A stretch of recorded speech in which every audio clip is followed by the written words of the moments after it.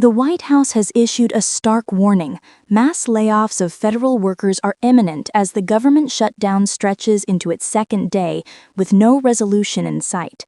Officials caution that unless Congress reaches an agreement soon, thousands of employees could permanently lose their jobs within days. The shutdown, the first in nearly 7 years, has left countless government employees on unpaid leave. Lawmakers on both sides are locked in a fierce blame game. President Donald Trump has framed the crisis as an opportunity for deeper spending cuts, while Democrats argue they are fighting to protect health care funding for low-income Americans. Vice President J.D. Vance made a rare joint appearance with Press Secretary Karoline Leavitt at the White House briefing, directly accusing Democrats of playing political games. Leavitt went further, hinting that job cuts could begin within 48 hours if no deal is reached.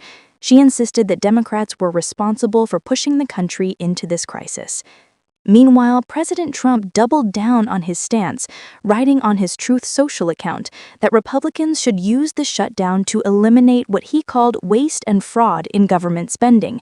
He even announced that $18 billion in infrastructure funding would be withheld from New York City, home to top Democratic leaders. On Capitol Hill, Democrats led by Senate Majority Leader Chuck Schumer insist that health care protections remain a non-negotiable part of any deal.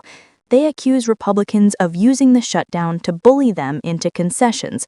Republicans, however, counter that Democrats are holding the government hostage for political gain, arguing that the requested health care extensions are costly and outdated.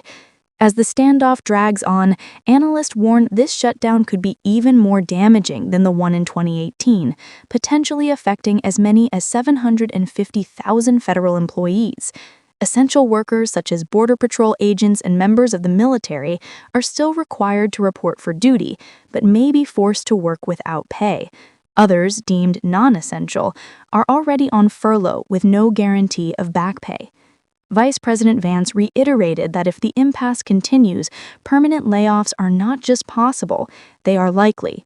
He also repeated Republican claims, strongly denied by Democrats, that the shutdown stems from attempts to expand health care coverage to undocumented migrants.